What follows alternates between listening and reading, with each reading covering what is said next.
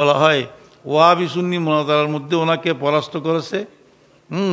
ওয়াহাবি সুন্নির মোকাবেলার মধ্যে সুন্নিয়তকে বিজয় ঘোষণা করেছে, বিজয়ী হয়েছে সুন্নিয়ত প্রত্যেকটা ক্ষেত্রে। সেই জন্য তাকে শের বাংলা নামে উপাধি দিয়েছেন। সেটা শুদ্ধ নহে, সেটা সত্য নহে। শেরে বাংলাটা ইমাম শেরে বাংলার প্রথম আন্দোলন হিসেবে আমি আব্বাজানের জুবানে যেটা শুনেছি, বা আব্বাজানের লিখিত তাজকিরাতুল কেরাম বই, যেটা ৪th খণ্ড পর্যন্ত আব্বাজানে লিখে যেতে পেরেছেন। বাকি পাণ্ডুলিপিগুলো আমার কাছে সংরক্ষিত রয়েছে 10 খণ্ড পর্যন্ত। ওইটা এই ছাপানোর জন্য আমাকে দায়িত্ব দিয়েছেন, বলেছেন। তো প্রথম খণ্ডের মধ্যেই ইমাম শেরে বাংলা রহমতুল্লাহ আলোচনা এনেছেন আব্বাজানের কলমে, আব্বাজানের জুবানে যেটা আমি শুনেছি এবং কলমে যেটা লিখেছে সেটা হচ্ছে শেরে বাংলা। ইনার নামকরণ হওয়ার পিছনে, শেরে বাংলা বলার পিছনে কারণ হচ্ছে ইনি 1951 ইংরেজি সনে আন্দরকিল্লা শাহী জামে মসজিদের মধ্যে কাদিয়ানীদের সাথে একটা সম্মুখ যুদ্ধ হয়েছিল, সম্মুখ বিতর্ক মোনাজারা হয়েছিল। 2 দিন পর্যন্ত ওখানে মোনাজারা চলছিল। দ্বিতীয় দিন গিয়া মোনাজারার মধ্যে বুলবুল বাংলা মৌলানা আব্দুর রাজ্জাক সাহেব, যিনি পরবর্তীতে ইমাম শেরে বাংলা রহমতুল্লাহের প্রথম শাদী ওনার মেয়েকে করেছিলেন, যার নাম হচ্ছে আয়েশা খাতুন। আমার মামা এখানে উপস্থিত আছে, সেই জন্য আমার মামার সামনে যদি বলি তাহলে ভুল হবে না। আমার ভুল হলে উনি শুদ্ধ করে দেবেন। মৌলানা আব্দুর রাজ্জাক সাহেব, এটা 51 সাল আমার স্লিপ অফ টাং হয়েছে। এটা ইমাম শেরে বাংলার জন্ম হচ্ছে 1906 ইংরেজিতে, 1906 ইংরেজিতে। পরবর্তীতে 1930 থেকে 32-এর মধ্যে, অর্থাৎ ব্রিটিশ পিরিয়ডের শেষ পর্যায়ের মধ্যে আর কি, 30-এর পরে 35-এর ভিতরে যে কোনো একদিন এই যে আন্দরকিল্লা শাহী জামে মসজিদের মধ্যে কাদিয়ানী সম্প্রদায়, কাদিয়ানী মানে বুঝেন তো আপনারা? কাদিয়ানী মানে বুঝেন? যারা নবী আখিরুজ্জামানকে স্বীকার করে না, নবী রসুল পাক সাল্লাল্লাহু আলাইহি ওয়াসাল্লামকে খাতামুন নবী স্বীকার করে না, শেষ নবী স্বীকার করে না, তারা হচ্ছে কাদিয়ানী।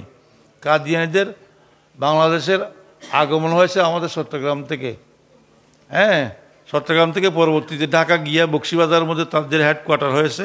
কিন্তু চট্টগ্রামের হেডকোয়ার্টারটা একটু ঢাকার থেকে একটু নিম্নমানের হয়েছে। চট্টগ্রামটা হচ্ছে এখানে চকবাজার অলিখা মসজিদ আছে, অলিখা মসজিদের পাশে আহমদি মসজিদ, ওইটা অ্যাডভোকেট আব্দুল লতিফ নামক জনৈক ব্যক্তি, সে আমাদের কোর্ট বিল্ডিংয়ের উকিল ছিল। আরও কিছু মানুষ, কিছু উকিল দলের মানুষ এবং আরও কিছু মানুষ জমায়েত করে তারা কাদিয়ানী হয়ে গেল এবং কাদিয়ানী ধর্মকে প্রচার করার জন্য নাউজুবিল্লাহ তারা প্ররোচনা মানুষকে দিতে শুরু করলো। এ পর্যায়ে বিষয়টা ওই সময়কার বড় বড় আলেম ফখরে বাংলা মৌলানা আব্দুল হামিদ সাহেব, এবং বুলবুল বাংলা মৌলানা আব্দুর রাজ্জাক সাহেব, এরা মিলে ওখানে একটা মোনাজারার আয়োজন করলো। তাদেরকে বোঝানোর জন্য তাদেরকে সময় দিল যে তোমরা আসবে, আমরা আসবো। আন্দরকিল্লা শাহী জামে মসজিদের মধ্যে মোনাজারার স্থানটা নির্ধারণ হলো, যেখানে আল্লামা শফিউর রহমান হাশমি রহমতুল্লাহ আলাইহিও কি ছিলেন, এই উপস্থিত ছিলেন। তো ওই উপস্থিতিতে মোনাজারা চলছিল। প্রথম দিন কেউ কাউকে হারাতে পারে নাই। দ্বিতীয় দিন ও ইমাম শেরে বাংলা ওই সময় টকবগের যুবক একজন, 1906 সালে যদি হয় তাহলে 1930-এর পর থেকে 32-এর ভিতরে যদি ঘটনা হয় তাহলে ঘটনাটা ওনার বয়সটা তখন হয়তো 25-26 এরকম হবে। টকবগে একজন যুবক ওখানে মাহফিলের শ্রোতা হিসেবে বসলো, মাহফিলের শ্রোতা হিসেবে বসেছিলেন কে?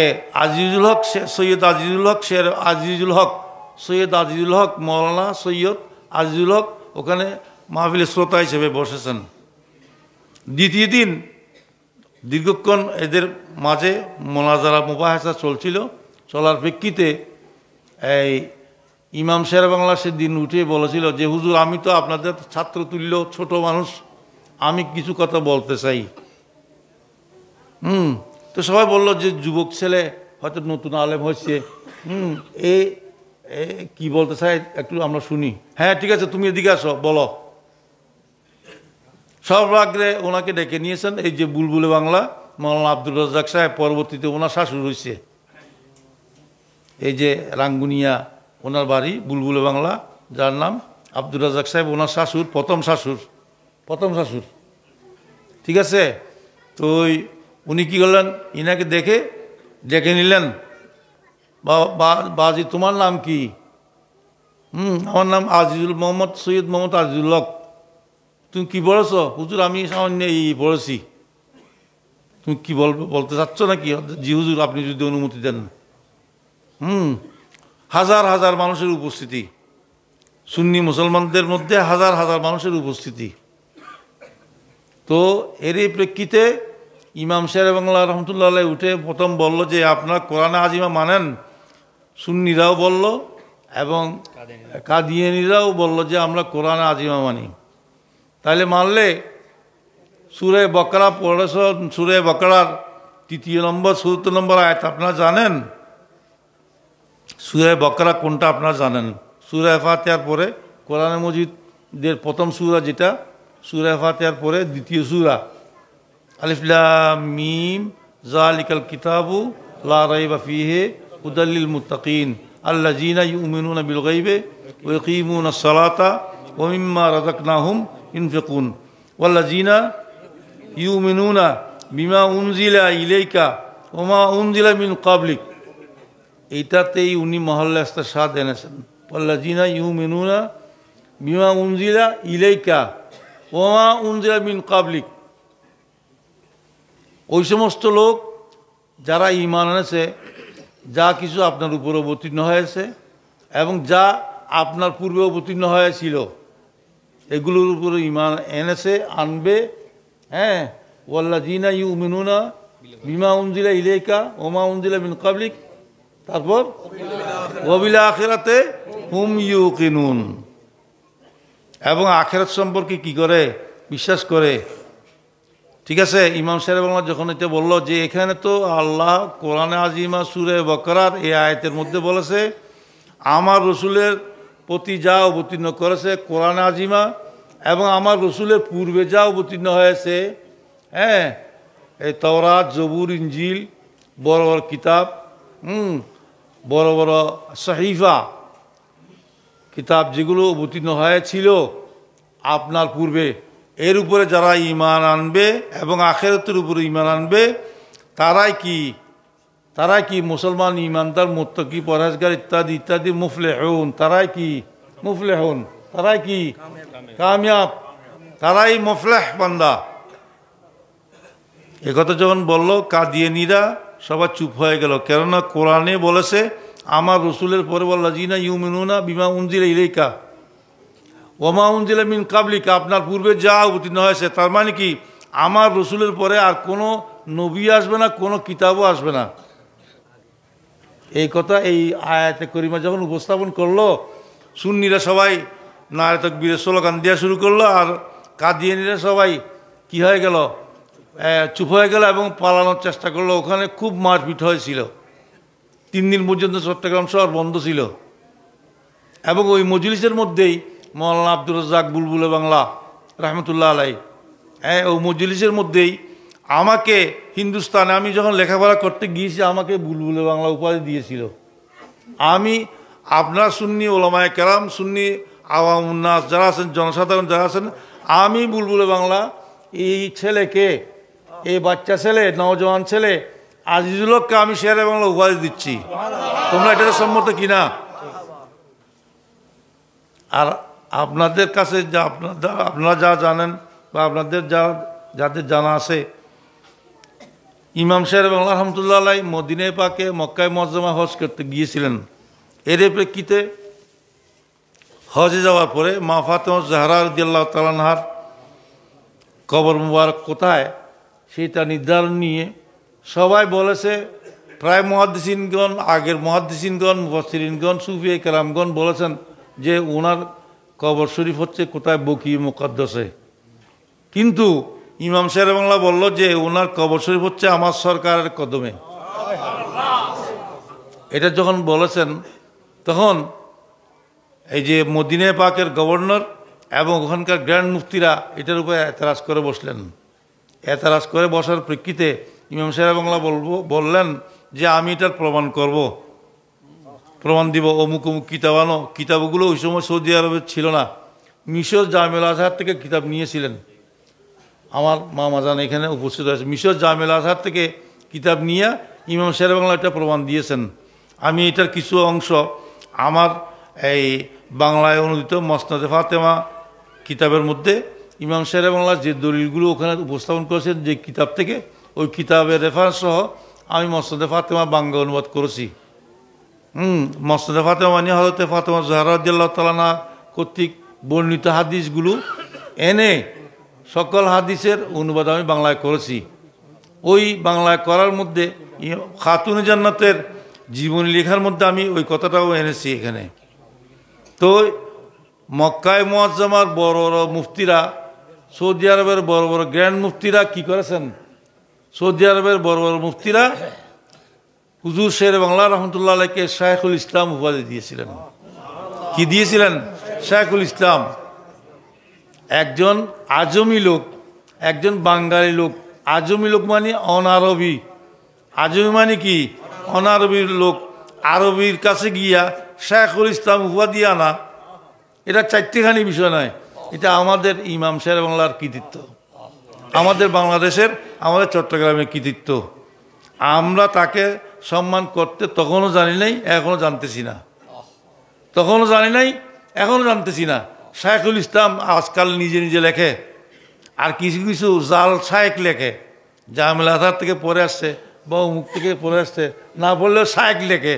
শায়েখ মানে ওগুলো, শায়েখ মানে বুড়া, ওই শায়েখের অর্থ হচ্ছে বুড়া, আর এই শায়েখের হচ্ছে সর্বজন শ্রদ্ধেয় অর্থাৎ কৃতিত্বপূর্ণ মানুষ, জ্ঞানে প্রজ্ঞায় মেধায় প্রজ্ঞাসম্পন্ন মানুষ হচ্ছেন যারা, তারা হচ্ছে শাইখুল ইসলাম। অর্থাৎ ধর্মীয় জ্ঞানে যারা ব্যুৎপত্তি অর্জন করেছে, পাণ্ডিত্য অর্জন করেছেন, তারাই হচ্ছে শাইখুল ইসলাম। তারা শুধু তরিকত জগতে নয়, শরীয়তেও, তরিকতেও, মারফতেও, হাকিকতেও, সব ক্ষেত্রে যিনি পাণ্ডিত্য অর্জন করেছেন, পাণ্ডিত্যের ঊর্ধ্বে উঠেছেন, তিনি হচ্ছেন শাইখুল ইসলাম। তিনি ছিলেন আমাদের ইমাম শের বাংলা রহমতুল্লাহ আলাইহি। আমার আগে জনাব নঈমি মৌলানা ওমর ফারুক বলেছেন যে ইমাম হাশিমির ঘামের কথা বলেছেন। আমাদের সুন্নি ওলামায়ে কেরামরা ইন্তেকাল করলে, সুন্নি জনসাধারণও ইন্তেকাল করলে তার ঘাম মুছতে হয়, ঠিক না? আব্বাজান বলেছেন যে সালাতে জানাজার আগে আমি কোথাও দূরে দাওয়াতে গিয়েছিলাম, জানাজার নামাজ নিয়ে অনেক সমস্যা হয়েছিল, আমার মামা জানেন। হ্যাঁ, তো ইমাম শের বাংলা উচিত করে গিয়েছিলেন যে আমার জানাজার নামাজ পড়াবে কে? আমার জামাই। ইমাম শের বাংলা যেটা বলে গিয়েছেন যে আমার পরে আমার জানাজার নামাজ পড়াবেন কে? আমার জামাই এই ইমাম হাশিমি পড়াবেন। হ্যাঁ, তো আব্বাজান এসে গিয়ে পৌঁছেছেন খাটের সামনে। আব্বাজান বলতেছেন জানাজার নামাজ বিলম্ব হচ্ছে, মানুষের কাতার ধরতে, মানুষ আসতেছে, আকাশের মধ্যে পাখিরা উঠতেছে, হাজার লক্ষ লক্ষ পাখি কোত্থেকে এসেছে, ছায়া দিয়েছে মানুষকে। হ্যাঁ, তো এগুলো 1969-এর কথা বলছি আমি। ইমাম শের বাংলা এন্তেকাল করেছেন 1969-এ, জন্মগ্রহণ করেছে কখন? 1906 সালে। হ্যাঁ, ওটাও জানে না অনেকে আমাদের, ওটাও জানে না। কয় বছর বয়স পাইছেন? 63 বছর। 1906 থেকে 1969 কয় বছর হয়? 63 হয়। ইসু ভাই ইন্দিন এখন সামনে দাও না, চেয়ার দাও না, বুঝুন। তো আমি বলতেছিলাম ইমাম শের বাংলা রহমতুল্লাহ আলাইহির আলোচনা করেছেন উনি।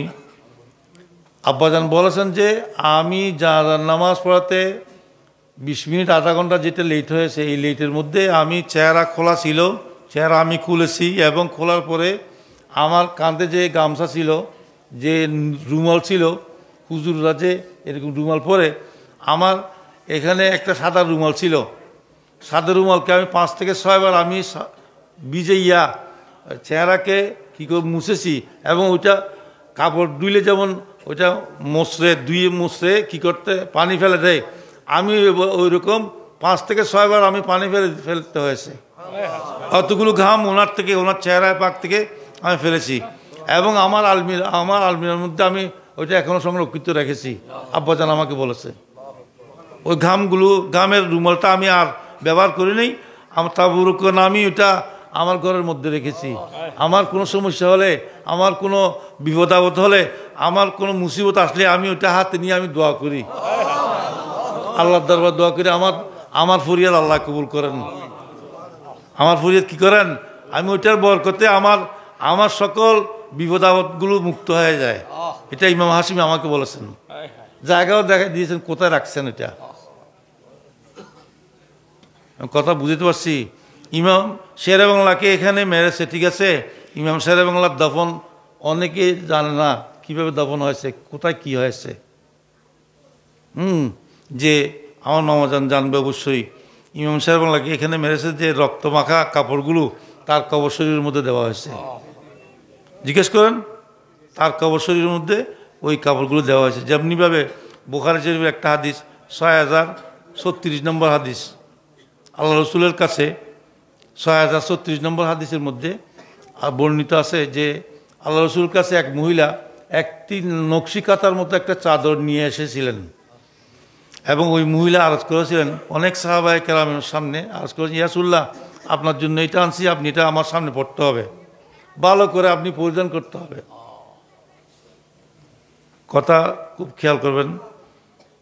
তো আল্লাহ রসুল এটা ওই মহিলার সামনে, মহিলা সাহাবিয়ার সামনে এটা ভালো করে পড়লো চাদর হিসেবে। সাহাবায়ে কেরাম বললো, ইয়া রাসূলুল্লাহ, আপনাকে খুব সুন্দর লাগতেছে, আপনাকে খুব সুন্দর লাগছে, যে এটা আপনি রাখেন।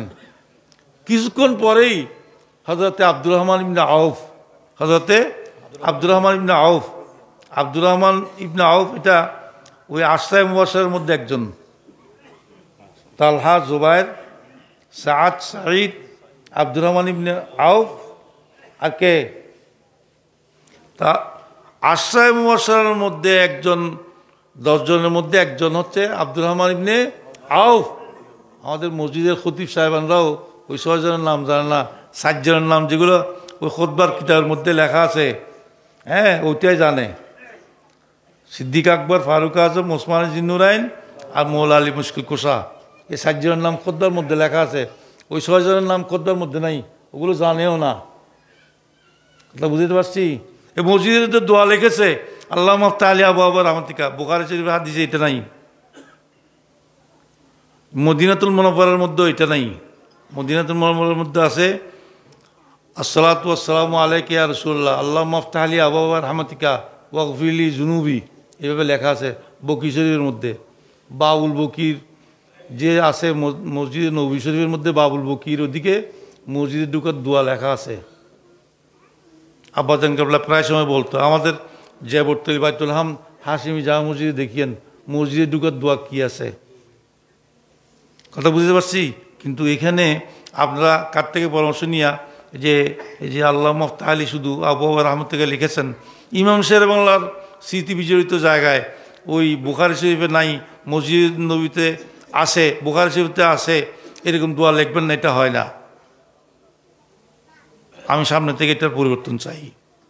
তো আমি বলতেছিলাম, হযরত আব্দুর রহমান ইবনে আউফ রাদিয়াল্লাহু তাআলা আনহু কি করেছিলেন, হযরত আব্দুর রহমান ইবনে আউফ রাদিয়াল্লাহু তাআলা আনহু আল্লাহ রসুলকে বলেছিলেন, ইয়া রাসূলুল্লাহ, আপনার চাদরটা যদি আমাকে দিতেন আমি বেশি খুশি হইতাম, আমি তা বরকতের জন্য আমি নিতে চাই। সাহাবায়ে কেরামরা সবাই ক্রুদ্ধ হয়ে গেল তার উপরে। তোমাকে আল্লাহ রসুলকে দিয়ে গেছে এবং সুন্দর লাগতেছে, আমরা বলছি রসুল এটা পরবে, কিন্তু তুমি এইটাকে চাচ্ছ কেন? আব্দুর রহমান ইবনে আউফ রাদিয়াল্লাহু তাআলা বলল, এটা আমি চাচ্ছি আমি গায়ে দেওয়ার জন্য নয়, বরং এটা আমার কফন বানানোর জন্য। এটার দ্বারা আল্লাহ রাব্বুল আলামিন যেন আমাকে কি করেন, নাজাত দেন আখিরাতে, অথচ দুনিয়ার মধ্যে উনি বেহেশতের সুসংবাদ পাইছেন। এটা আমি বরকতের জন্য কি করছি, বরকতের জন্য এটা এই রসুলের শরীর মুবারকে পরিধান করেছে, এই চাদরটা আমি নিয়েছি।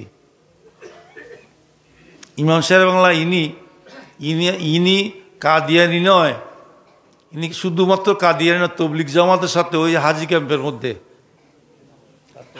মধ্যে তবলিগ জামাতিদের সাথে 1900 এই যে আপনার কি বলা হয় 1950 বা 51 সালে 1950 বা 51 সালে হাজি ক্যাম্পে ওখানে আব্বাজান সহ গিয়া তবলিগ জামাতের আমির ওমরা যারা আছে, আব্বাজানের কিতাবের মধ্যে লিখেছেন ওলামা নয় আমির ওমরা।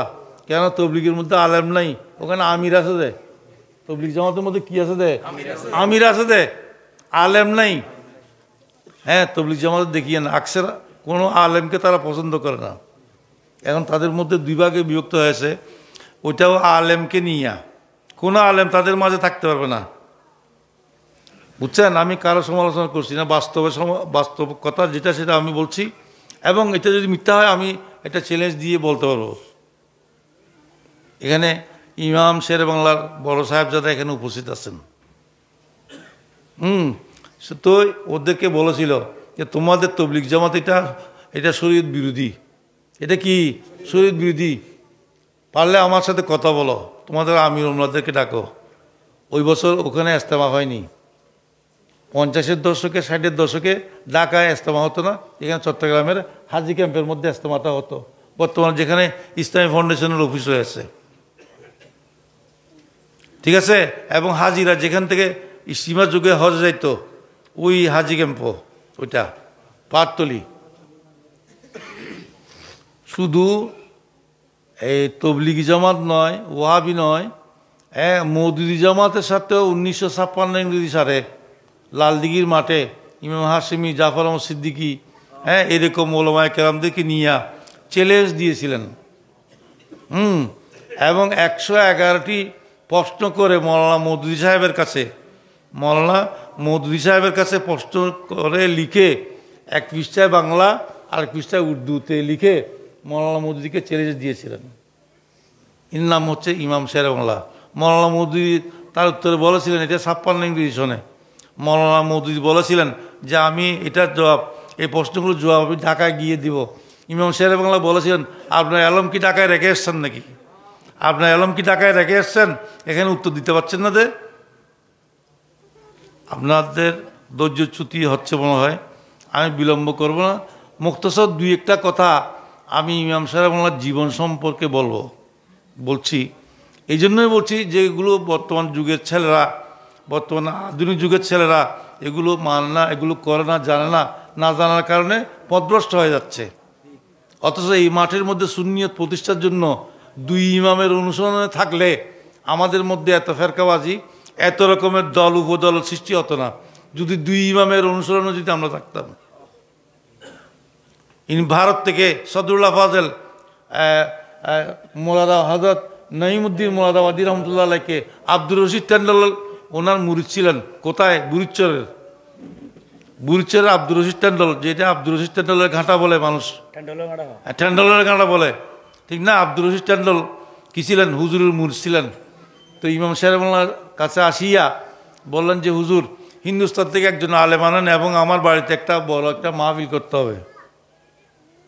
তো বড় একটা মাহফিলের আয়োজন করলো। হিন্দুস্তান থেকে সদরুল্লাহ ফাজেল মৌলানা নঈমুদ্দিন মোলাদাবাদীকে আনলো।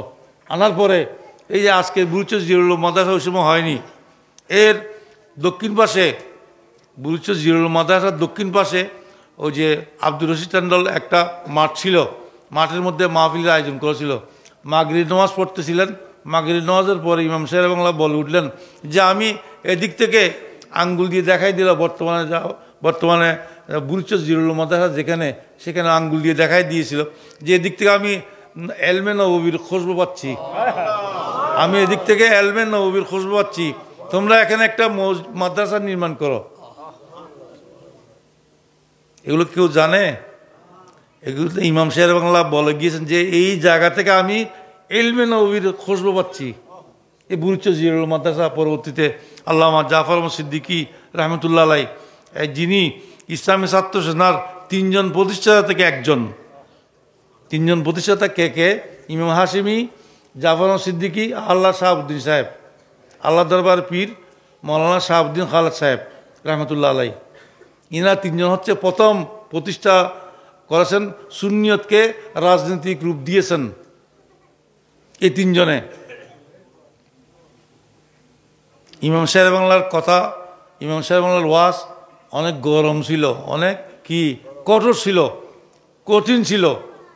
হ্যাঁ, মানুষে সহজে ওনার সামনে গিয়ে বসতে পারতো না, ওনার সামনে গিয়ে বসতে পারতো না।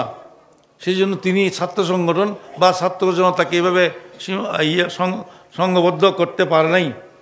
ইনি জামাতে আহলে সুন্নাত করেছেন। তিনি কি করেছেন? জামাতে আহলে সুন্নাত পূর্ব পাকিস্তান, জামাতে আহলে সুন্নাত পশ্চিম পাকিস্তান। পরবর্তীতে আহলে সুন্নাত ওয়াল জামাতের রূপ নিয়েছে আর কি, ঠিক না মামা? পরবর্তীতে এটা আহলে সুন্নাত ওয়াল জামাতের রূপ নিয়েছে। আর না তো এটা জামাতে আহলে সুন্নাত ছিল। এটা কি ছিল? এটার নাম জামাতে আহলে সুন্নাত। ইমাম শের বাংলা প্রতি রমজানের মধ্যে, প্রতিটা রমজানের মধ্যে বজমে ও শাক আশেকদের মাহফিল। কোথায়?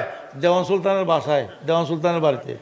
কোথায়? দেওয়ানহাট, দেওয়ানহাট দেওয়ান সুলতানের বাড়িতে 1 রমজান থেকে 19 রমজান পর্যন্ত প্রত্যেক দিন সালাতে তারাবির পরে চট্টগ্রামের বড় বড় ওলামায়ে কেরামগণ ওখানে গিয়ে বসতো এবং বিভিন্ন বিষয়ে আলোচনা হতো এবং বিভিন্ন নাত পড়তো। ডোল বাজাইতো না, কথা বুঝতে পারছি? ডোল না, ওয়াজ ওখানে তকরির করতো একজন আলেমে, বড় বড় সুন্নি আলেমরা তারাবির নামাজের পর থেকে একেবারে সেহরি পর্যন্ত ওখান থেকে সেহরি খেয়ে একেবারে আসতো। বজমে ও শাক যার নাম ছিল। হ্যাঁ, ইমাম শের বাংলা সবসময় শাহ আমানত রহমতুল্লাহ ওখানে জামাতে আহলে সুন্নাতের অফিস ছিল, আর ওদিকে দেওয়ানহাটের ওখানে দেওয়ান সুলতানের ওখানে অফিস ছিল। ইমাম শের বাংলার বিচরণস্থল ছিল ওগুলো। আর আজকাল তো আমরা রমজানের মধ্যে আমরা আলেম হই, খতিব হই, ইমাম হই, যাই হই না কেন, হ্যাঁ, তারাবির নামাজ এশারের নামাজ কেমন করে শেষ করব, কেমন করে আমরা মার্কেটে ঘুরতে যাব, কেমন করে ঘুম যাইতে যাব, হ্যাঁ, কেমন কোনো মশলা মশাইলে তো দাঁত দাঁড়ে না কোনো খতিবও ইমামও। হ্যাঁ, যে খতিব সাহেব জুমার দিন তকরিরের মধ্যে একটা মশলা বলে না, শুধু পীর সাহেবের গুণকীর্তন। এই মাসের মধ্যে অমুক বুজুর্গ মারা গিয়েছে, ওই বুজুর্গের গুণকীর্তন। আমি গুণকীর্তন বলাটা না জায়েজ বলছি না, কিন্তু মানুষকে নামাজের মশলা শিখাতে হবে। তো তারা নামাজে আসতেছে, অনেকেই আছে সূরায় কোনো সূরা জানে না, কোনো সূরা ফাতিহাও জানে না, এমন অনেকে রয়েছে। এইগুলোর ব্যাপারে তরগিব দেওয়া, এগুলোর ব্যাপারে তাকিদ দেওয়া, এগুলোর ব্যাপারে শিক্ষা দেওয়া আসরের পর থেকে মাগরিব পর্যন্ত থাকে না ইমাম সাহেব, খতিব সাহেব। অথচ ইমাম সাহেব, খতিব সাহেবকে আমি 150 দিনের জন্য মসজিদের ইমাম রাখছি। যিনি মসজিদে ইমামতি করে মাসের 30 দিনে কয়েকটা হয়? 150 ওয়াক্ত। 30 দিনে কয়েকটা? ডেলি 5 ওয়াক্ত যদি হয়, ডেলি 5 ওয়াক্ত যদি হয় 5 30 150। তাহলে 150 ওয়াক্তের জন্য আমি ইমাম সাহেব নিয়োগ করেছি। আবার বলেছি ইমাম সাহেবকে, তোমাকে 3 দিনের ছুটি দিলাম। কত হলো? 135। 135 ওয়াক্তের মধ্যে সে 100 ওয়াক্ত পড়ায় কিনা সন্দেহ আছে। আজকে এই দাওয়াত, পরশু ওই দাওয়াত, তরশু ওই দাওয়াত, বোখারে খতম, অমুক খতম, সমুক খতম, কিন্তু বেতন নেওয়ার ক্ষেত্রে কম নেয় না। আরও তারা বলে যে আমাদের বেতন বাড়াও। আপনারা ইমাম খতিবদের কাছে আমি ক্ষমা চাচ্ছি, এটা বলতে বাধ্য হচ্ছি, ইমাম খতিবরা আমাদেরকে নামাজের তালিম দেয় না। তালিম দিলে আপনাদেরকে আমি লজ্জা দেওয়ার জন্য একটা কথা বলেন, আপনি যদি 4 রাকাত যুক্ত নামাজের মধ্যে যদি দ্বিতীয় রাকাতে বৈঠক তাশাহুদের বৈঠকের মধ্যে যদি আপনারা কি করেন, ভুলবশত তাশাহুদের পরে যদি আল্লাহুম্মা সাল্লি পড়েন, কি হবে অবস্থা? সাল্লি আলা মুহাম্মদ পড়লে অবস্থা কি হবে? হুকুম কি বলেন তো? কেন সাহস হইতে দিতে হবে? আপনি তো রসুলের নাম ধরছেন, আপনি তো রসুলের নাম ধরেছেন। আল্লাহুম্মা সাল্লি বললে সাহস হইতে দিতে হবে না। আল্লাহুম্মা সাল্লি আলা মুহাম্মদ বললে সাল্লাল্লাহু আলাইহি ওয়াসাল্লাম, মুহাম্মদ বললে কি দিতে হবে? সাহস হইতে দিতে হবে। কেন? যেহেতু আপনি রসুলের খেয়াল মনে আনা ছাড়া আপনি দরুদ পড়ে ফেলেছেন। এইখানে দরুদ পড়ার ক্ষেত্র ছিল না। কথা বুঝতে পারছি? তাহলে এই সমস্ত ছোটোখাটো মশলা, কিন্তু এই দ্বারা আমার নামাজ ভঙ্গ হয়ে যাচ্ছে, আমার নামাজ হচ্ছে না। আমি কষ্ট করে শীতের দিনে হোক গরমের দিনে হোক আমি কষ্ট করে আরামে বিছান সারিয়ে চলে আসছি। আমার নামাজ কিভাবে হবে, আমরা আপনাদের নামাজ কিভাবে হবে সেটা তাকিদ, সেটা সে বিষয়ে ইমাম খতিবের কোনো বিবেচনা নেই। শুধু টাকা কখন পাবে, কত টাকা পাবে, টাকা বৃদ্ধির জন্য আন্দোলন। কথাগুলো মনে আপনাদের মনেও কষ্ট দেওয়ার জন্য নয়, বাস্তবতা যেটা। কিন্তু ওইটা সিস্টেমটা রয়েছে ওয়াহাবি তবলিগীদের মধ্যে। তবলিগীরা দেখেন না মসজিদের মধ্যে নামাজের পর আব্দুল্লাহ সাহেব যা মসজিদে দেখিয়েন, নামাজের পরে বসিয়েন, দিনের আলোচনা হবে, বহুত বহুত ফায়দা হবে, বলে না? বলে তবলিগীরা বলে, কিন্তু আমরা সুন্নিরা এগুলো করি না, বলি না। সুন্নিরা এগুলো করিও না, বলিও না। জুমার দিন খতিব সাহেবের সুযোগ রয়েছে, সে একটু করে বলে দেয়, তাও কি কোনো নামাজের মশলা মশাইল বলে না, কোনো নামাজের মশলা মশাইল বলে না। মুসল্লিদেরকে বুঝায় না যে তোমার বউ বেটিরা কি করবে, তোমার বউ বেটিরা নামাজ পড়ে, এটা বলে না। নামাজ পড়ার কৌশলও শিখিয়ে দেয় না। যেমন আমি বলি কৌশল কি, আপনারা জিজ্ঞেস করতে পারেন কৌশল কি?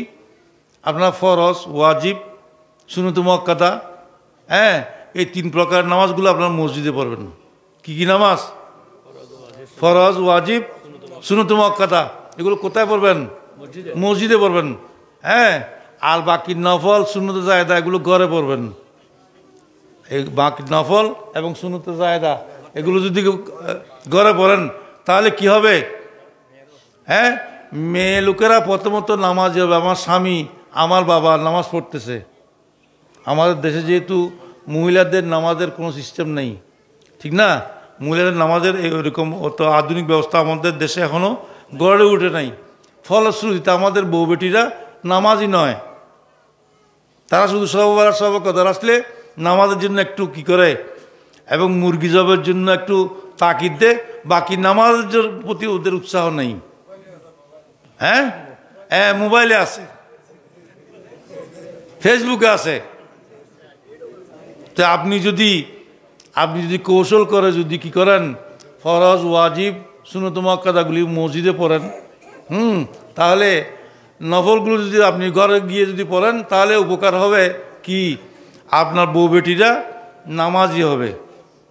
তাছাড়া আপনার ঘরের মধ্যে আয় বরকত বাড়বে। তাছাড়া আপনার ঘরের মধ্যে জিনফরি, জাদুটোনা এগুলো কোনো আসর করবে না।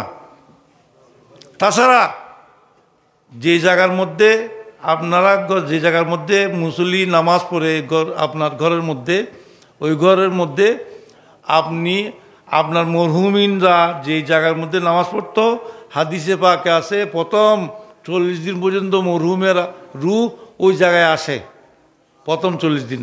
পরবর্তীতে বিশেষ দিবস, ঈদ মিলাদুন্নবীর দিন, শবে বরাতের দিন, শবে কদরের দিন, শবে মেরাজের দিন, বিশেষ দিবসের দিন, তার এই মৌতের দিন, মরহুমের মৃত্যুর দিন, এন্তেকালের দিন কি হয়, ওই মরহুমের রূহ সে যে জায়গায় ঘরের মধ্যে নামাজ পড়তো, তাকে যে জায়গায় গোসল দেওয়ানো হয়েছে, তাকে যে জায়গায় কি করা হয়েছে, গোসল দেওয়া হয়েছে। এখন তো গোসলও আধুনিক হয়ে গেছে, হসপিটাল থেকে গোসল দিয়ে নিয়ে আসে, বা জায়গায় জায়গায় গোসলখানা নির্মাণ হয়েছে।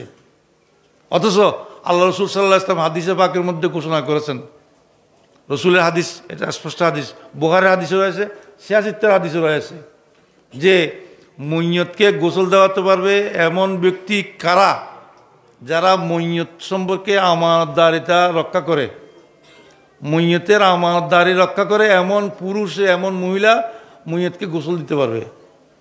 মহিলা হলে মহিলা গোসল দেওয়া হবে, পুরুষ হলে পুরুষে গোসল দেওয়া হবে। যেন ওই গোসল দেওয়ালা ব্যক্তি কেন তাকে তার কোনো আয়, তার কোনো দোষ দেখলে যেন প্রকাশ না করে এমন বিশ্বস্ত মানুষের তাকে গোসল দেওয়াতে হবে। এবং যেই স্থানে গোসল দেওয়ানো হয় ওই স্থানের মধ্যে ফেরেশতা 40 দিন পর্যন্ত প্রথম আসা যাওয়া করে। সেই জন্য আমাদের দেশের মধ্যে ওখানে একটা সেরাক জ্বলাই রাখে, ওখানে কাঁটা দিয়ে রাখে, ঠিক না? তাছাড়া যে 40 দিন বা বিশেষ দিবস সমূহ যে রূহ আসে নামাজের স্থানে ও গোসল দেওয়ানোর স্থানে, এই বর্তমান আধুনিক সিস্টেমের মধ্যে ওগুলো আছে, ওগুলো হবে। কে গোসল দেওয়াচ্ছে, সে নোয়াখালীর মানুষ না কুমিল্লার মানুষ না বরিশালের মানুষ, সে মুসলমান না হিন্দু, এটাও পার্থক্য তো নেই। গোসল দেওয়ার আছে, পানি দিয়ে মারি দিচ্ছে, ওইখানে বোরে ভাতা দিয়া। আধুনিক বিজ্ঞানে বোরে ভাতার আবিষ্কার বাইর করছে। বোরে ভাতা দিতে কেন বলেছে? পৃথিবীর সর্বশ্রেষ্ঠ পানি যেটার দ্বারা আপনার শরীর পরিষ্কার হয়ে যাবে এমন পানি হচ্ছে বোরে ভাতা দিয়ে যেই পানিকে গরম দেওয়া হয়, যে পানিকে সিদ্ধ করা হয়, ওটা হচ্ছে বিশ্বের পৃথিবীর নির্মল পানি। আপনার শরীরের মধ্যে কোনো প্রকার ময়লা থাকবে না, আপনার শরীরের মধ্যে কোনো ময়লা থাকবে না। তাহলে আমরা এখন কি করতেছি? আধুনিকতার নামে, ফ্যাশনের নামে আমরা কি করে ফেলছি? ওই রসুলের সুন্নতগুলোকে তরক করেছি এবং আমাদের ঘরকে আমরা কবরস্থান বানিয়ে ফেলছি। আল্লাহ রসুল বলেছেন, লা তাজআলু বুয়ুতাকুম কুবুরা, তোমরা তোমাদের ঘর সমূহকে কবরস্থান বানাইও না। আমরা কেউ ঘরের মধ্যে নামাজ পড়ি না। অতএব আজকে থেকে আমার কথা যদি বিশ্বাস হয়, এই ইমাম শের বাংলার স্মৃতি বিজড়িত এই মসজিদের প্রাঙ্গণে আমি কথাগুলো বলছি যে যে আমরা নফল এবং সুন্নতের জায়গাগুলো ঘরে পড়ব, নফল এবং ঘরের মধ্যে একটা জায়গা বানাবো যেটা নামাজ ঘর বলবো, যেটা কি বলবো? নামাজ ঘর বলবো। ওখানে আমি নামাজ পড়বো, আমার অনুপস্থিত আমার বউ বেটিরা নামাজ পড়বে। আল্লাহ রাব্বুল আলামিন, আমি গুনাহগার অদম নাখান্দা, কোনো এলম হালাম কিছু নাই, শুধুমাত্র এই ইমাম হাশিমের নিসবতে আপনাদের সামনে এসে দুই কথা বলেছি। কারো মনে কষ্ট দিয়ে থাকলে যদি দ্বীনের ওয়াস্তে হয়, যেমনিভাবে ইমাম শের বাংলা মুফতি ফয়জুল্লাহ যখন ইমাম শের বাংলার কাছে এসেছেন, আব্বাজান আমাকে বলেছেন, মুফতি ফয়জুল্লাহ যেহেতু ইমাম শের বাংলার ওস্তাদ ছিল, তো মুফতি ফয়জুল্লাহ ইমাম শের বাংলাকে অসুস্থতার সময় এসেছিলেন। আসার পরে ইমাম শের বাংলাকে মুফতি ফয়জুল্লাহ বলেছিল যে, আজিলক তোমাকে আমি কোনো কষ্ট দিয়ে থাকলে তুমি আমাকে ক্ষমা করে দিও, আমি তোমাকে ক্ষমা করে দিলাম। ইমাম শের বাংলা জট করে শোয়ার থেকে উঠে পড়লো। ওই সময় শোয়ার থেকে উঠতে পারতেছেন না, এমন অবস্থা হয়েছে।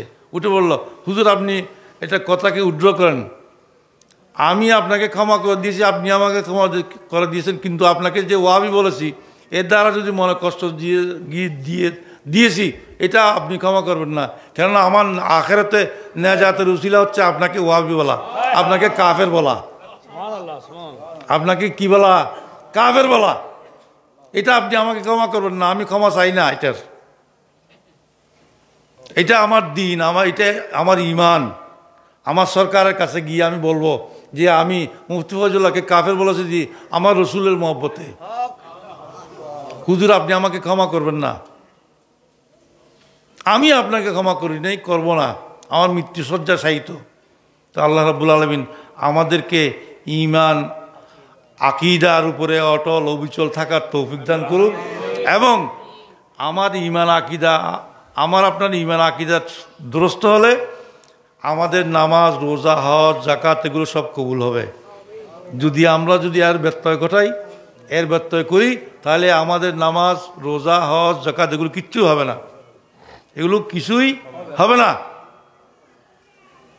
আল্লাহ আমাদের এই মাহফিলকে, এই মাহফিলে যারা সহযোগিতা করেছেন, এই মাহফিল যারা আঞ্জাম দিচ্ছেন, এই মসজিদের খেদমত যারা করতেছেন, আমি মনে করি এখানে অনেক কিছু হওয়া দরকার, কমপ্লেক্স হওয়া দরকার, অনেক কিছু হওয়া দরকার। কিন্তু আমরা সুন্নিরা তো বহুদা বিভক্ত হয়ে গিয়েছি।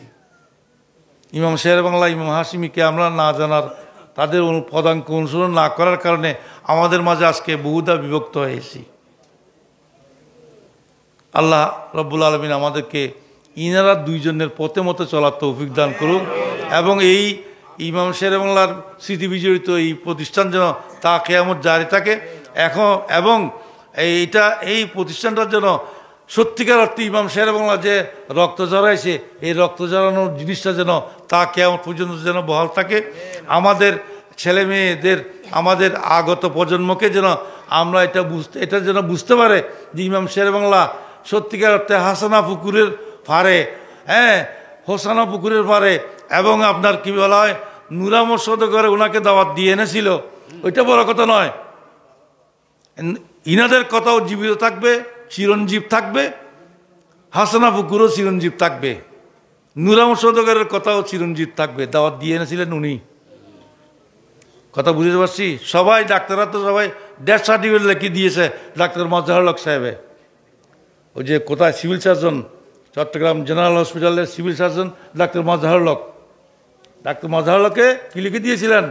ডেথ সার্টিফিকেট লিখে দিয়েছিলেন, সকালে এসে লিখে দিবে। এখন সকালে গিয়েছেন আল্লামা শফিউর রহমান হাশমি রহমতুল্লাহ, ওনাকে দেখতে গিয়েছেন, দেখতেছে ওনার জুবান লড়তেছে, দরুদ শরীফ পড়তে, কান লাগাই দেখলো দরুদ শরীফ পড়তেছে। শফিউর রহমান হাশমির কান যখন ওনার মুখ মুবারকে লেগেছে, হ্যাঁ, উনি বলতেছে আমি মরি নাই, আমি মরে গিয়েছিলাম সত্যি কথা, কিন্তু আমাকে আমার রূহ মা ফাতেমা জাহরা রাদিয়াল্লাহু তাআলা আনহা এবং হযরতে গৌসে আজম জিলানী রাদিয়াল্লাহু তাআলা আনহু আমার রসুলের কাছে সুপারিশ করে আমার রূহকে ফেরত দিয়েছে। আমি সত্যি সত্যি মরে গিয়েছিলাম। বাংলাদেশের মধ্যে একমাত্র মৌলানা সাহেব, একমাত্র আল্লামা, একমাত্র মুহাদ্দিস যার সামনে ইমাম শেরেবাংলা নতজানু হয়ে দুজানু হয়ে বসতেন, তিনি হচ্ছেন আব্বাজান কেবলার নানা মৌলানা আল্লামা মুহাদ্দিস শফিউর রহমান হাশমি রহমতুল্লাহ আলাইহি। একমাত্র ব্যক্তি। যখন আব্দুল আহমদ বগদাদি ওনাকে মারার জন্য, কেটে ফেলার জন্য তরবারি নিয়ে, নঙ্গা তরবারি নিয়ে যখন জামে মসজিদের চত্বরে ঘুরতেছিল, আল্লামা শফিউর রহমান হাশমি রহমতুল্লাহ আলাইহি ওই সময় ইমাম শেরেবাংলাকে রক্ষা করেছিলেন এবং আব্দুল হামিদ বগদাদি পরবর্তীতে ইমাম শেরেবাংলার হাতে কলেমা গ্রহণ করেছিলেন। ইমাম শেরেবাংলার হাতে আমি ভুল করেছি, ভুল স্বীকার করেছি। ভুল কী করেছিলেন? আব্দুল হামিদ বগদাদি রহমতুল্লাহ আলাইহি আন্দকিল্লা জামে মসজিদের খতিব ছিলেন। এর প্রেক্ষিতে হাটাদারির ওয়াহাবিরা তাকে দাওয়াত দিয়ে নিয়ে গিয়েছিল। এই কথা শুনি ইমাম শেরেবাংলা রাগান্বিত হয়ে গেছে। আমার হুজুরের, আমার পীর সাহেব ছেড়ে দিলাম, 3 তালাক দিলাম, আমার পীরকে আমি কি করলাম? 3 তালাক দিলাম। ওয়াহাবিদের কাছে কেমন করে গেল? ওয়াহাবি মাদ্রাসা কেন গেল? এখন এই কথা আব্দুল হামিদ বগদাদি রহমতুল্লাহ কানে যখন গেল, হ্যাঁ, তখন আব্দুল হামিদ বগদাদি এটা ইমাম শেরেবাংলার উপরে অনেক ক্ষিপ্ত হয়ে গেল। শেরেবাংলাকে তালাশ করতেছে। আমি আওলাদ রসুল, আমার মুরিদ ইমাম শেরেবাংলা, সে আমাকে তালাক দিয়েছে, কথাটা তো অত্যন্ত বেমানান। তো মুহাদ্দিস শফিউর রহমান হাশমি দাওয়াখানার যিনি প্রতিষ্ঠাতা, মুহাদ্দিস শফিউর রহমান হাশমি রহমতুল্লাহ আলাইহি আমার আব্বাজানের নানা, তিনি কি করলেন? ইমাম শেরেবাংলাকে তার রুমে লুকিয়ে রাখলেন এবং আব্দুল হামিদ বগদাদিকে সব কথা বুঝিয়ে দিলেন যে আপনি ওখানে গিয়েছেন, যে এখানে এই অবস্থা, তাদের আকিদা এরকম, তারা দর হাকিকত বাত পূজা ফাতেহা গর নাম হ্যায়, ইয়ে আবাদত কুছ নেই হ্যায়, গুমরাহু কা কাম হ্যায়, এরকম করে তারা বই লিখেছেন, পুস্তক লিখেছেন। অতএব আপনি ওখানে গিয়েছেন, তারা যারা ফাতেহা দুরুসকে নবীর খেয়াল করা, নামাজের মধ্যে গরু গাদার খেয়াল করার থেকে করা অনেক উত্তম বলেছে, এমন লোকদের কাছে আপনি সংস্রবে গিয়েছেন, সেই জন্য ইমাম শেরেবাংলা আপনাকে ও কাফের হয়ে গিয়েছেন, বেঈমান হয়ে গিয়েছে বলেছে। আব্দুল হামিদ বগদাদি রহমতুল্লাহ আলাইহি তো উনি তো আওলাদ রসুল, উনি বুঝতে পেরেছেন। ঠিক আছে, আমি প্রত্যাহার করে নিলাম, ইমাম শেরেবাংলাকে নিয়ে আসেন, আমি শেরেবাংলার হাতে কলমা পড়ব। সুবহানাল্লাহ বলবেন না ভাই? এরকম আরেকজন আছে, আর দিন সুযোগ হলে বলবো। সৈয়দ আহমদ সিরকুটি রহমতুল্লাহ আলাইহি বার্মা রেঙ্গুনের মধ্যে যখন গিয়েছিলেন, রেঙ্গুনের মধ্যে ইমাম শেরেবাংলাও গিয়েছিল, ওনার মসজিদে, বাঙালি মসজিদে উনি নামাজ পড়তেছিলেন। কে? সৈয়দ আহমদ সিরকুটি রহমতুল্লাহ আলাইহি বাঙালি মসজিদের ইমাম সাহেব, আর ইমাম শেরেবাংলা বাঙালি মসজিদে মুক্তদি হিসেবে ওখানে বার্মা ওয়াজে গিয়েছেন। ওই ওয়াজের মধ্যে আগের যুগে মানুষ ওয়াজ করতো, ওলামায়ে কেরামরা যেত কোথায়? বার্মায়, রেঙ্গুনে, হ্যাঁ, বার্মা যেত। আর এই যুগের মধ্যে Dubai, Abu Dhabi, Kuwait, America, Japan, German এগুলোতে যায়, ঠিক আছে। কিন্তু আগের যুগে যেত কোথায়? বার্মায়, হ্যাঁ, রেঙ্গুনে, ঠিক আছে। তো ওখানে বাঙালি মসজিদের মধ্যে ইমামতি করতেছেন কে? সৈয়দ আহমদ সিরকুটি রহমতুল্লাহ আলাইহি। উনি আসরের নামাজের পরে আশরাফ আলী থানভী, রশিদ আহমদ গাঙ্গুহি, হ্যাঁ, রশিদ আহমদ গাঙ্গুহি এদের ইশারা সওয়াব করতেছে, এদের ইশারা সওয়াব করতেছে, মানে ঈদের নামে মাগফিরাত চাচ্ছে। আশরাফ আলী থানভী রহমতুল্লাহ আলাইহি বলতেছে, কে? ইমাম সাহেব। উনি মুরাদকে রাখিয়া এই ইমাম সাহেব বলে ডাক দিল, তুমি এগুলো কি বলতেছ? সবাই মুসল্লি সবাই হতবাক হয়ে গেল, কে? কি অবস্থা হলো? ইমাম সাহেব রহমতুল্লাহ আলাইহি তখন বললেন যে ইমাম সাহেবকে, হুজুর আপনি কাফের, আপনি ওয়াহাবি। কেন ওয়াহাবি? আপনি রশিদ আহমদ গাঙ্গুহির এই আকিদা, আশরাফ আলী থানবীর এই আকিদা, হ্যাঁ, এই এদের এই আকিদা, এরা ওয়াহাবি আকিদা, দেওবন্দি আকিদা, এরা ওয়াহাবি, এরা কাফের। আপনি ওদের নামে ইশারা সব করতেছেন কেন? উনি ধরে ইমাম সাহেবুল্লাহকে তার হুজরায় নিয়ে গেল এবং সবগুলো বুঝিয়ে দিল। পরবর্তীতে ইমাম সাহেবুল্লাহর হাতে মাগরিবের নামাজের সময় আবার কলমা পড়লো সবার সামনে। অতএব আমাদের ইমাম এরকম ইমাম, নিজের পীরকে আবার নতুন করে ইমান আনাইয়াছেন। শহীদ আহমদ সিরকুটি রহমতুল্লাহ আলাইকে নতুন করে ইমান আনাইয়াছেন। এগুলো মাঝে মধ্যে আমার মামার জজব যখন গালে বয়, আমার মামা বলে ফেলান। হ্যাঁ, এগুলো কিন্তু আপনারা জানেন না, কেউ বলেও না, লিখেও নেই। যা কিছু লিখেছে ইমাম হাশমি লিখেছে, এরপরে আর কেউ লেখে নেই। দেখেন আমাকে, এগুলো বলেও না। বললে আমার পীরের, আমার মর্যাদা কমে যাবে। নাউজুবিল্লাহ বলেন। আল্লাহ রাব্বুল আলামিন আমাদেরকে হেদায়েত করুক। বিশেষ করে এই মাহফিলের আঞ্জাম দেওয়ার মধ্যে অনেকে অসুস্থ, বিশেষ করে আমার ভাই ডাক্তার মোহাম্মদ ইউসুফ অত্যন্ত জটিল কঠিন রোগে আক্রান্ত। আল্লাহ রাব্বুল আলামিন সবাইকে এরকম জটিল কঠিন রোগ থেকে বাঁচাক, হেফাজত করুক, শেফা দিক। বিশেষ করে আমার ভাই ডাক্তার ইউসুফ সাহেবকে শেফা দান করুক, যেন এই মসজিদের এই কমপ্লেক্সের পরিপূর্ণরূপে সুন্নি জামাতে যেন বুঝতে পারে, বাতিল ফিরকা যেন বুঝতে পারে সত্যি সত্যি আহলে সুন্নাত ওয়াল জামাতে বরহক মাসলকের দল, বরহক দল, সত্যিকার অর্থে রসুল নবী প্রেমিক দল। এরকম একটা কমপ্লেক্স যেন এখানে নির্মাণ করতে পারে। সবাইকে যেন আল্লাহ রাব্বুল আলামিন এই তৌফিক দেন। আল্লাহ আমাদেরকে আমাদের পরিবার পরিজনের উপরে রহমতে শামেলা, রহমতে কামেলা দান করেন। আমি এসেছি কিন্তু কিছু বলার জন্য নয়, আমি এসেছি আমার মামার জুবানে পাকে ইমাম সাহেব বাংলা চন্দে ইমাম সাহেব উনি যখন কী করেন, মৌলুদ শরীফ পড়েন, কিয়াম শরীফ পড়েন, মুনাজাত করেন। আমার আব্বার থেকে শোনা মতে আব্বাজান বলেছেন যে আমিনুল্লাহর মৌলুদ শরীফ তোমার নানার মৌলুদ শরীফের মতো। আমিনুল্লাহকে মৌলুদ শরীফ পড়তে যখন শুরু করে আমার মনে হয় ইমাম সাহেব বাংলা আসছে। এটা আমাকে ইমাম হাশমি বলেছেন, আমার আব্বাজান বলেছেন। সেই জন্য আমাদের 12 দিন ব্যাপী ঈদ মিলাদুন্নবীর মধ্যে ইনি একদিন থাকেন। মৌলুদ শরীফের দায়িত্ব এবং মুনাজাতের দায়িত্ব উনার থাকে। আল্লাহ রাব্বুল আলামিন আমাদের এই মাহফিলকে আশাকে বসাকে কবুল করুক, আমিন। ওয়া আখিরু দাওয়ানা আলহামদুলিল্লাহি রাব্বিল আলামিন। আসসালামু আলাইকুম ওয়া রাহমাতুল্লাহি ওয়া বারাকাতুহু।